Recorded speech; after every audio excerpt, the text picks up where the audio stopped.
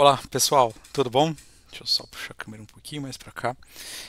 Seja bem-vindo a mais um episódio da nossa temporada do 1984 e a Realidade 2.0. Eu dou uma enroscada na hora de falar, vai dar certo. No episódio de hoje, e a nossa parte com o Ministério da Verdade. E aí, quero trazer uma reflexão por primeiro. Nós falamos sobre o Ministério da Verdade, sobre o que é o Ministério da Verdade em 1984, o Ministério da Verdade sobre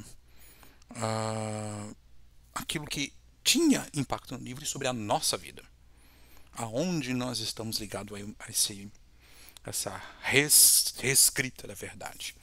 Falamos sobre fake news, falamos sobre o pós-verdade, narrativas, e quero trazer uma reflexão que é: já pensaram, já pararam para ver a seguinte situação? Você está lá com o seu celular, você está lá, e você entra numa página que te linka para uma outra e você manda pro seu amigo, aí você pega o link, manda no WhatsApp para alguém e de repente mais matérias daquilo, mais assuntos sobre aquilo vão aparecendo para você. Quem já não passou a experiência de falar em casa: nossa, precisamos trocar a geladeira? E aí chega lá no celular um monte de propaganda de geladeira. Aí você abre o computador, né? Promoção de geladeira. Só hoje. Né? Quantas vezes isso já não aconteceu contigo? Isso tem um efeito, né? Psicológico, mas isso tem uma certa explicação, que são os algoritmos. Os algoritmos, ele são códigos de programação que vão atuar para aquilo que ele foi feito. Então, o que a rede social faz hoje? Ela tem um algoritmo que vai pesquisando a partir do que você utiliza, daquilo que você pesquisa. Estou falando de uma maneira bem grosseira, tá? A partir daquilo que você pesquisa, a partir dos teus gostos, dos teus cliques, aonde você interage, com o que você interage, e vai te trazer cada vez mais daquilo. Para quê? Para que você esteja sempre interagindo e engajado, para que você esteja sempre consumindo aquilo. Até começo da década passada, vamos dizer assim, basicamente a vida do brasileiro era mudar de canal. Mudei de canal, não gostei, vou para um outro, eu vou verificar outra coisa, né? Eu vou pegar um filme, eu vou maratonar 3 filmes, eu vou maratonar uma série. Era basicamente a vida. Agora, principalmente com a entrada do celular, das redes sociais no nosso dia a dia, isso mudou. Porque não basta apenas mudar de canal. O assunto vai continuar lá em outro canal, em outro canal, em outra rede social, em outro momento da minha vida. Entende?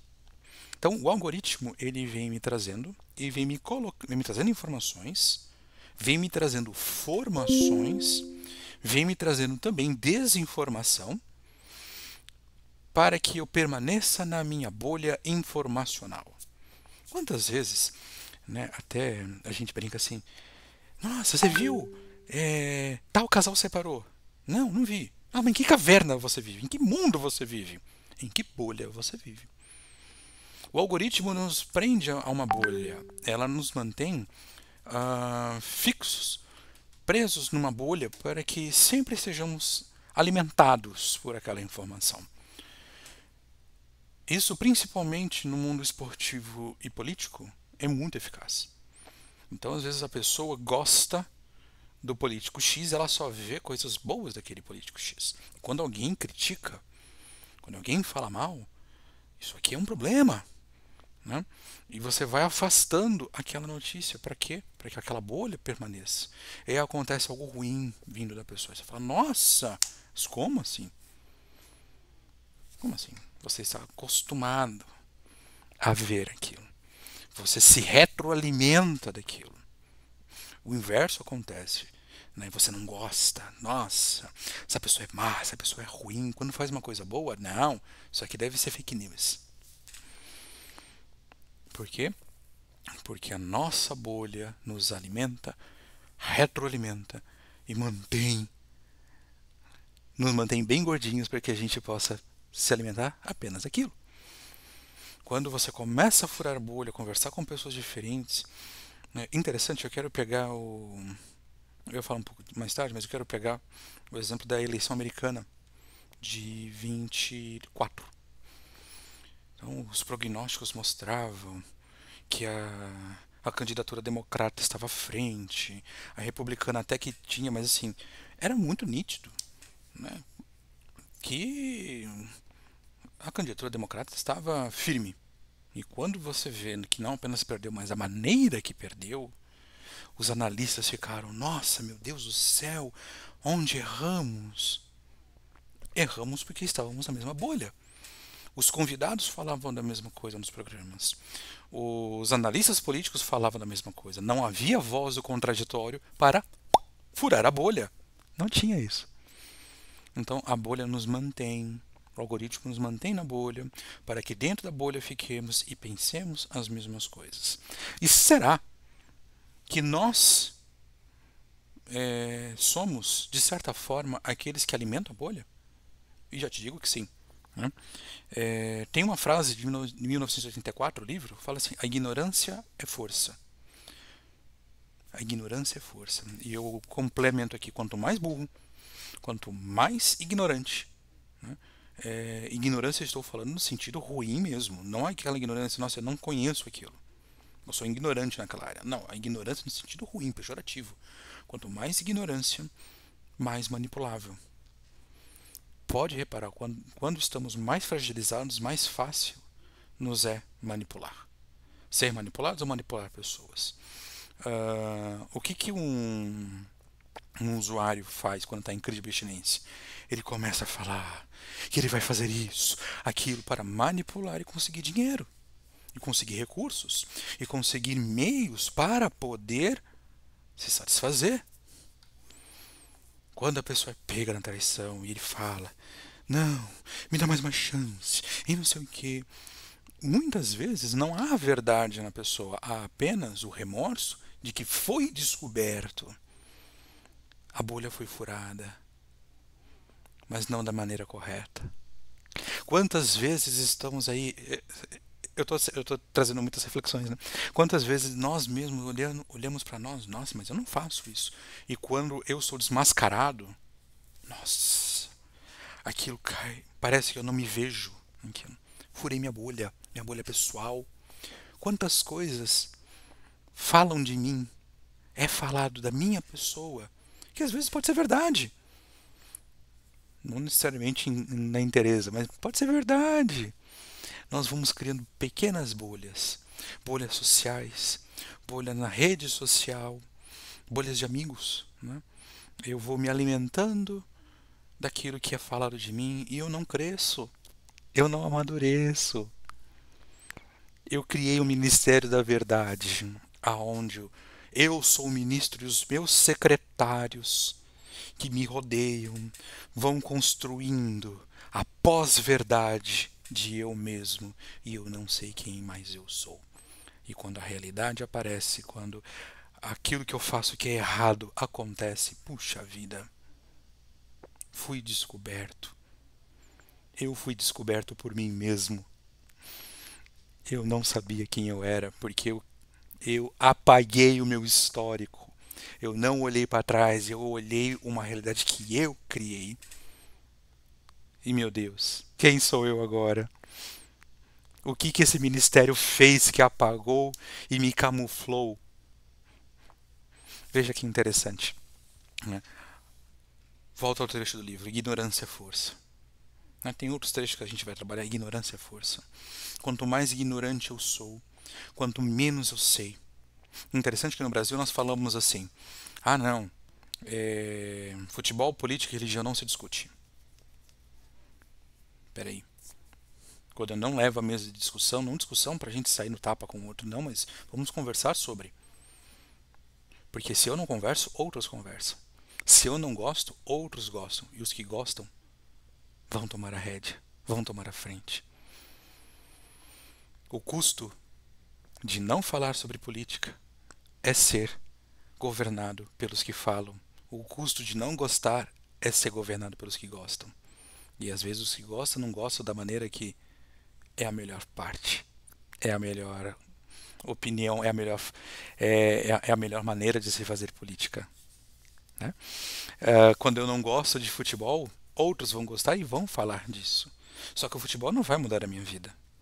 De certa forma, na objetividade dela, não. Quando eu não falo sobre a educação dos nossos filhos, outros vão falar e vão querer educar da maneira que eles melhor entenderem. Esse é o custo. Que às vezes nós precisamos pegar uma agulhinha e furar a bolha, sair da bolha, remodelar o algoritmo, começar a conversar de outras coisas, começar a buscar outras coisas, começar a sair da sede do Ministério da Verdade. Como estamos nessa sede? Será que temos uma sala cativa? Temos uma sala VIP? Somos usuários VIPs desse ministério? Ou estamos aprendendo que é necessário pensar fora da caixa, pensar além, questionar um pouco, não no sentido do pensamento crítico revolucionário, não. Mas se está todo mundo falando isso, será que é isso mesmo? Será que isso é bom? Será que ninguém pensou diferente? Ninguém pensou de uma outra forma para que nós possamos, junto como sociedade, crescer? Não simplesmente ficar criticando por criticar? Eu lembro que eu trabalhei com uma pessoa que nós estávamos falando sobre aula, eu dava aula, e uma pessoa falou assim, eu uso o pensamento crítico com os meus alunos, porque eles precisam criticar. Anteriormente eu tinha falado que a discussão era sobre o uso dos livros que nós tínhamos como meio de ensino. E alguns professores tinham falado que usavam, inclusive eu também estava no meio do que usava, embora não gostava muito, mas eu usava. Eu achava que era muito engessado o livro, só que aí vinha, como professor, os exercícios, as maneiras, a metodologia de poder melhor ensinar, né? E sempre fui contra o pensamento crítico. E aí quando essa pessoa falou, aí eu levantei a mão e falei, então, eu justamente critico o pensamento crítico. Não, mas por que você critica? Eu falei, porque eu critico. Porque se é criticar por criticar, eu estou criticando. Não me leva a lugar nenhum, porque criticar por criticar não me faz pensar. Me faz só jogar um monte de palavras. Aí a pessoa ficou muito brava. Aí uma outra pessoa na reunião levantou e falou, mas peraí, qual o problema dele criticar o pensamento crítico? Se é para os alunos criticarem. Aí virou um forfé. Virou um forfé. E não é problema nós questionarmos. Isso é bom. Precisamos questionar para melhor entender. Porque às vezes aquela ideia não é boa.